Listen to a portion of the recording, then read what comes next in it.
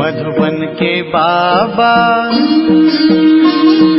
मधुबन के बाबा मुरली वाले, आपका क्या कहना,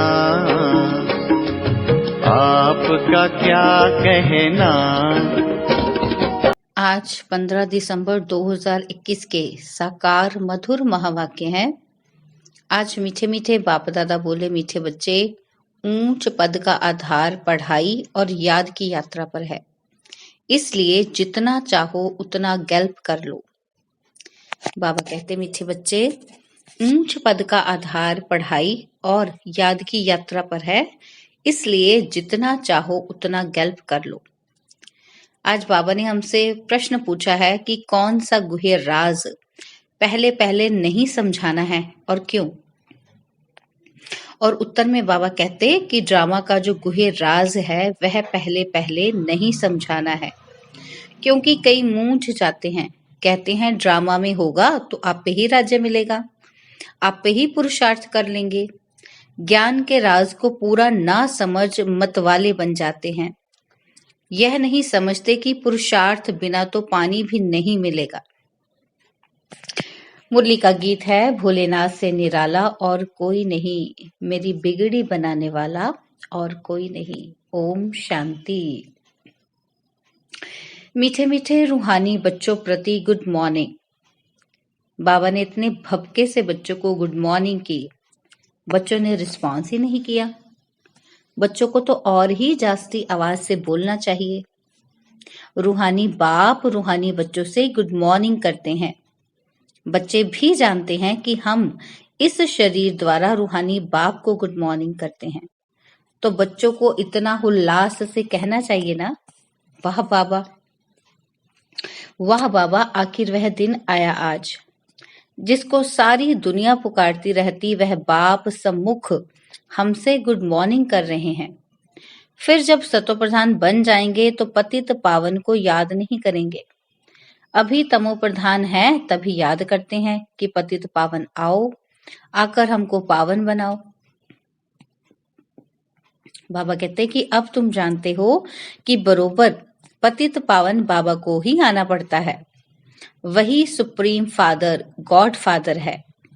क्राइस्ट को सुप्रीम फादर तो नहीं कहेंगे, क्राइस्ट को सन ऑफ गॉड मानते हैं। सबसे सुप्रीम वह एक ही है। यह भी समझते हैं कि वह गॉड फादर ही पैगंबरों को भेजते हैं। यह भी जरूर है कि पतितों को पावन बनाने सुप्रीम फादर को ही आना है। अब वह तो है निराकार। कहते भी हैं कि ब्रह्मा द्वारा स्थापना कराते हैं। यह भी किसी को पता नहीं कि ब्रह्मा और विष्णु का आपस में क्या संबंध है। बाबा कहते हैं निराकार को मुख जरूर चाहिए, इसलिए इनको भागीरथ भी कहा जाता है। मुख द्वारा ही तो समझाएंगे ना। डायरेक्शन देते हैं कि मन मना भव, तो मुख द्वारा कहेंगे ना। इसमें प्रेरणा की तो बात ही नहीं हो सकती। बाप तो ब्रह्मा द्वारा बैठ सब वेदों शास्त्रों का सार समझाते हैं, हर चीज का सार निकालते हैं ना। गाते हैं तुम माता पिता हम बालक तेरे, तो वही इसमें प्रवेश कर तुमको नॉलेज देते हैं। कितनी समझने की बातें हैं। प्रजापिता ब्रह्मा को भी पिता कहते हैं, तो माता कहाँ? बाप बैठ समझाते हैं कि यह प्रजापिता भी है तो माता भी है। मैं तो सभी आत्माओं का बाप हूँ। बाबा कहते हैं मुझे ही गॉड फादर कहते हैं।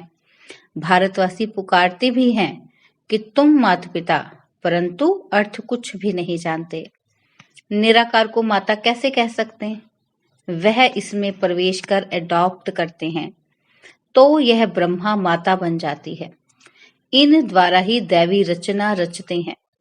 यह भी अडॉप्टेड मदर है, वह फादर है। इसको भी नंदीगण बैल भी दिखाते हैं, गाय को कभी भी नहीं दिखाते। ये बहुत वंडरफुल बातें हैं। कोई कोई नए आते हैं तो डिटेल में सुनाना पड़ता है, नहीं तो इन बातों को वह समझ ही नहीं सकेंगे। बाबा कहते कोई श्रूड बुद्धि भी होते हैं तो झट समझ जाते हैं। 30 वर्ष वालों से भी मांस वाले तीखे चले जाते हैं। इसलिए ऐसे नहीं समझना चाहिए कि हम तो बहुत देरी से आए हैं। बाप कहते हैं कि बच्चे पुरुषार्थ करो। जैसे कॉलेज में आने वाले पढ़ाई कर गैल्प कर लेते हैं, यहाँ भी ऐसे हैं। सारा मदार पढ़ाई और याद पर है। बच्चे जानते हैं कि मूल वतन में तो आत्माएं सतो प्रधान होती हैं, तमो प्रधान आत्माएं तो वहां जा नहीं सकती। फिर सब एक्टर अपने अपने पार्ट अनुसार स्टेज पर आते हैं। ड्रामा ही ऐसा बना हुआ है। हद के ड्रामा में तो 50-60 एक्टर्स होंगे, और यहाँ तो कितना बड़ा बेहद का ड्रामा है। बाबा ने हमारी बुद्धि का ताला खोल दिया है, तो अब समझते हैं कि यह लक्ष्मी नारायण विश्व के मालिक थे। कितने साहूकार थे, आधा कल्प विश्व के मालिक थे। उसको कहा जाता है अद्वैत राज्य। वहां है ही एक धर्म, वह है राम राज्य, और यह है रावण राज्य। राम राज्य में विकार होते ही नहीं। वास्तव में इसको ईश्वरीय राज्य कहेंगे। ईश्वर को राम नहीं कहा जाता। बहुत लोग राम राम की माला जपते हैं, परंतु याद तो भगवान को करते हैं। नाम राम का राइट है, क्योंकि यह तो कोई जानते ही नहीं कि ईश्वर का नाम रूप क्या है। मनुष्य तो बहुत मूंझे हुए हैं। रावण कौन है यह नहीं जानते। रावण को जलाने पर कितना खर्चा करते हैं। आगे दशहरा दिखाने के लिए बाहर वालों को भी बुलाते थे। साइंस का भी देखो अभी कितना जोर है। यह साइंस सुख के लिए भी है तो दुख के लिए भी है। सुख तो इससे अल्पकाल का ही मिलता है। इससे ही इस दुनिया का विनाश होता है। तो यह दुख हुआ ना। तुम्हारी है साइलेंस पावर, उन्हों की है साइंस पावर। तुम साइलेंस से अपने स्वधर्म में रहते हो तो पवित्र बन जाते हो। याद से विकर्म विनाश होते हैं। तुम योग बल से रजाई लेते हो। इसमें लड़ाई आदि की बात नहीं। तुम बाबा से रजाई का वर्षा पाते हो। बाहुबल की तो बात ही अलग है। कल्प कल्प तुम बच्चे ही पतित से पावन बनते हो और फिर पावन से पतित बनेंगे। यह ड्रामा है हार जीत का, परंतु यह बातें सबकी बुद्धि में नहीं बैठेंगी। सब तो सतयुग में आएंगे नहीं। बेहद का बाप अपने बच्चों को ही समझाते हैं। दूसरे धर्म वाले आते ही बाद में है। यह पुरानी दुनिया है। दैवी धर्म का फाउंडेशन ही सड़ गया है। बाकी ऐसे नहीं कहेंगे कि फाउंडेशन था ही नहीं, मगर अब नहीं है। पराये गुम हो गया है। अब अनेक धर्म हैं, इनको रावण राज्य कहते हैं। बाबा कहते हैं कि कहते भी हैं कि विष्णु की नाभि से ब्रह्मा निकला। तो बाबा कहते कोई से भी पूछो इस चित्र का अर्थ बताओ क्या है, तो बता नहीं सकेंगे। आत्मा तो एक ही है, उनको कहेंगे विष्णु। विष्णुपुरी भी दिखाते हैं। यह है संगम ब्रह्मापुरी। प्रजापिता ब्रह्मा तो जरूर चाहिए, ब्राह्मण है चोटी। यह विराट रूप का चित्र भी खास भारतवासियों के लिए है। और भारत में फिर बहुत धर्म वाले रहते हैं, इसलिए इनको वैरायटी धर्मों का झाड़ भी कहा जाता है। यह है मनुष्य सृष्टि का झाड़, परंतु इसमें वैरायटी धर्म है। पहले डिटिज्म, फिर इस्लामिज्म। यह है ब्राह्मण।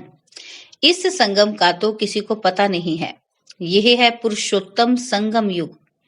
पुरुषोत्तम ब्राह्मण धर्म, जबकि सोशल सर्विस करते हैं। तुम बच्चों को रूहानी सोशल वर्कर कहा जाता है। सोशल वर्कर भारत में बहुत हैं। उनको भी सिखाते हैं कि नम्रता भाव से सेवा करो। बाबा कहते जो पक्के कांग्रेसी थे वह तो झाड़ू आदि भी लगाते थे, मेहतर आदि का काम भी किया करते थे। आगे जो पक्के थे वह चीनी के बर्तन में खाना नहीं खाते थे। जो पास्ट हुआ वह ड्रामा है। बाबा कहते वही रिपीट होगा। इन बातों को समझते नहीं तो मूंझते हैं। इसलिए ड्रामा का राज शुरू में किसी को समझाना नहीं है। कहेंगे अगर ड्रामा में नूंद होगा तो हमको आपे ही राज्य मिलेगा और पुरुषार्थ भी आपे ही करेंगे। ऐसे मतवाले भी होते हैं, ज्ञान के राजों को पूरा समझते ही नहीं है। अरे पुरुषार्थ बिना तो पानी भी नहीं मिलेगा। बाबा कहते आप ही थोड़ा ही पानी आकर मुंह में पड़ जाएगा। बाप आते ही हैं पतितों को पावन बनाने। वह आकर सहज रास्ता बताते हैं कि आत्मा को पावन बनाने के लिए मुझे याद करो तो विकर्म विनाश होंगे। बाप ही पावन बनाने के लिए श्रीमत देते हैं कि मुझे याद करो, परंतु वह निराकार है तो जरूर साकार में आके श्रीमत देंगे। बाप कहते हैं यह मेरा शरीर भी मुकर्रर है, यह बदली हो नहीं सकता, यह भी ड्रामा में नूंद है, गाया भी जाता है। परमपिता परमात्मा द्वारा स्वर्ग की स्थापना कराते हैं। यह भगवानुवाच है ना, तो बोलने के लिए मुख चाहिए, प्रेरणा से थोड़ी पढ़ाई होती है। बाप आकर इन द्वारा डायरेक्शन देते हैं। यह चित्र आदि इस ब्रह्मा ने थोड़े बनाए हैं, यह भी तो पुरुषार्थी है ना, यह कोई नॉलेजफुल नहीं है, यह तो भक्ति मार्ग में था। भक्तों का उद्धार तो भगवान को करना ही है, भक्ति का फल आकर देते हैं। बाबा कहते हैं तुम बच्चों को मनुष्य से देवता बनाते हैं, बाप इसमें प्रवेश कर राजयोग सिखलाते हैं। इनका नाम है शिव बाबा। वह कहते हैं मेरा यह जन्म दिव्य अलौकिक है, मेरा आने का पाठ एक ही बार संगम पर है। बाबा कहते ऐसे भी नहीं कि तुम्हारी आत्मा के बुलाने पर आता हूँ। जब मेरे आने का समय होता है तो 1 सेकंड भी नीचे ऊपर नहीं होता है, एक्यूरेट टाइम पर आ जाता हूँ। बाबा कहते मुझे ऑर्गन्स ही कहाँ है जो तुम्हारी पुकार सुनूंगा। यह ड्रामा बना बनाया है, जब समय होता है तो आकर पतितों को पावन बनाता हूँ। ऐसे नहीं कि हमारी रड़ियां कोई भगवान सुनते हैं। बहुत बच्चे बाबा को बोलते हैं कि बाबा आप तो जानी जाननहार हो, बताओ हम इम्तिहान में पास होंगे, यह काम होगा। बाबा कहते हैं अरे हम तो आते ही हैं पतितों को पावन बनाने का रास्ता बताने। मेरा जो पाठ होगा वही बजाऊंगा, जो नहीं सुनाने का है वह तो सुनाऊंगा नहीं। मैं यह बातें बताने थोड़े आता हूँ, मैं भी ड्रामा के बंधन में बांधा हुआ हूँ। बाबा कहते हर एक का पाठ ड्रामा में नूंधा हुआ है। जो निश्चय बुद्धि नहीं है वह स्वर्ग में चलने के लायक नहीं, और वह बातें भी ऐसी ही करेंगे। बाकी जो सूर्यवंशी और चंद्रवंशी घराने की आत्माएं हैं, उनको तो बाबा से जरूर आकर सुनना है और वर्षा लेना है। बाकी जो जास्ती पुरुषार्थ नहीं करते हैं वह भी स्वर्ग में तो आएंगे जरूर, लेकिन सजा खाकर कोई पद पा लेंगे। कहते तो बहुत हैं कि बाबा हम तो सूर्यवंशी बनेंगे, नारायण बनेंगे, परंतु बच्चों को पुरुषार्थ भी इतना करना चाहिए, बाबा को फॉलो करने की भी ताकत चाहिए।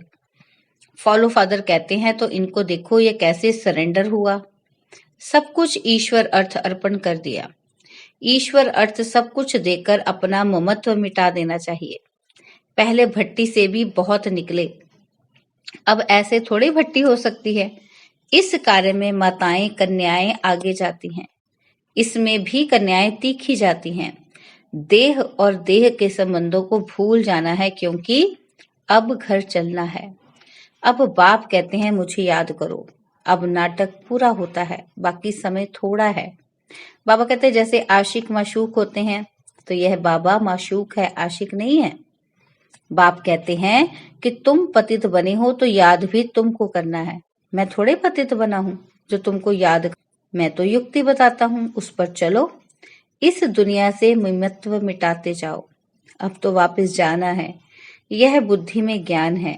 यह शरीर भी पुराना है, सतयुग में निरोगी शरीर मिलेगा, फिर हम गोरे बन जाएंगे। सांवरे से गोरा कैसे बनते हैं यह भी तुम ही जानते हो। बाबा कहते राम को भी काला बनाया है, शिव का लिंग भी काला बनाया है। वह तो कभी काला बनता ही नहीं है, वह एवर प्योर है, उनको तो सफेद बनाना चाहिए। बाबा कहते हैं चित्र ऐसे ऐसे बनाओ जो देखने से आकर्षण करें। अखबारों में कितने चित्र पढ़ते हैं, बाबा कहते हैं तुम्हारे नहीं पढ़ते हैं। बाबा तुम बच्चों को तो बेअक्ल से अक्लमंद बनाते हैं। इस लक्ष्मी नारायण को अक्लमंद किसने बनाया? बाबा ने योग द्वारा ऐसा बनाया। तुम बच्चों को यह नॉलेज मिली है, वह फैलाना है, विचार सागर मंथन करना है। गवर्नमेंट कितना पब्लिक के लिए खर्चा करती है, यहाँ जो तुम बच्चों का सो बाप का, और जो बाप का वह तुम बच्चों का। बाप कहते हैं कि मैं हूँ निष्काम सेवाधारी, मैं तो दाता हूँ। यह ख्याल नहीं करना चाहिए कि हम शिव बाबा को देते हैं। शिव बाबा 21 जन्म के लिए विश्व का मालिक बनाते हैं। यह बाप लेता है देता है, लेता नहीं देता है। बाबा तो दाता है। अच्छा, मीठे मीठे सिकिलदे बच्चों प्रति माता पिता बाप दादा का याद प्यार और गुड मॉर्निंग। रूहानी बाप की रूहानी बच्चों को नमस्ते। हम रूहानी बच्चों की रूहानी बाप दादाजी को दिलवा जान सिकवा प्रेम से नमस्ते। ओम शांति। प्यारे बाबा, मीठे बाबा, मेरे बाबा, शुक्रिया बाबा, शुक्रिया बाबा, शुक्रिया बाबा। धारणा के लिए मुख्य सार है, जैसे ब्रह्मा बाप सरेंडर हुआ, ऐसे फॉलो फादर करना है। अपना सब कुछ ईश्वर अर्थ कर ट्रस्टी बन ममत्व मिटा देना है। सेकंड पॉइंट है, लास्ट आते भी फास्ट जाने के लिए याद और पढ़ाई पर पूरा पूरा ध्यान देना है।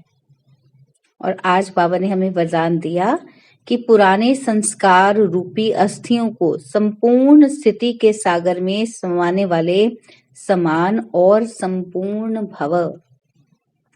पुराने संस्कार रूपी अस्थियों को संपूर्ण स्थिति के सागर में समाने वाले समान और संपूर्ण भव। बाबा कहते बाप समान व संपूर्ण बनने के लिए सृष्टि की कयामत के पहले अपनी कमजोरियों और कमियों की क़यामत करो। कोई भी उलझन का नाम निशान न रहे, ऐसे अपने को उज्जवल बनाओ।